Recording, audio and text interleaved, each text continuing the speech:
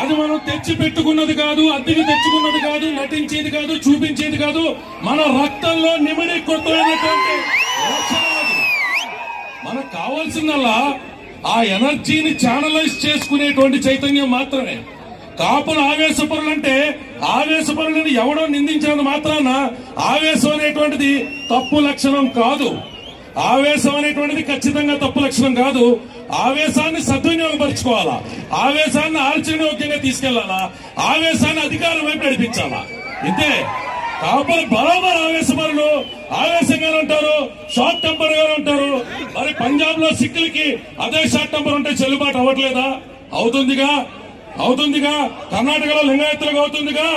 ఒక వర్గంగా ఉండి 30% vote bank ఉండి అధికారం చవి చూడకుండా మిగిలిన ఏకైక సామాజిక వర్గం భారతదేశంలో కాపులు మాత్రమే.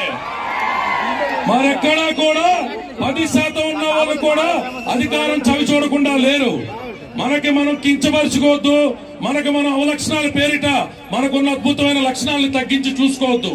కాపులు ఆవేశపరులే. కాపులు ఖచ్చితంగా 10 మంది కోసం నిలబడ్డానికి ఆవేశపడతాడు కాపులు. నేను మీకు చిన్న ఉదంతం చెప్తాను. వారం రోజుల క్రితం నాకు ఎల్బీ నగర్ నుంచి ఒక కాల్ వచ్చింది.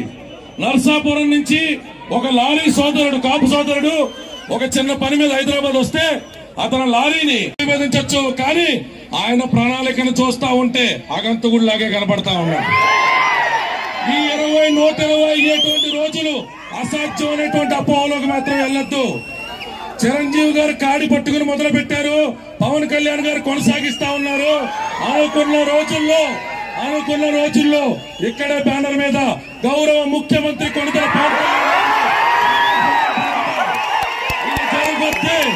జరిగి తీరుద్ది, ఖచ్చితంగా జరుగుద్ది.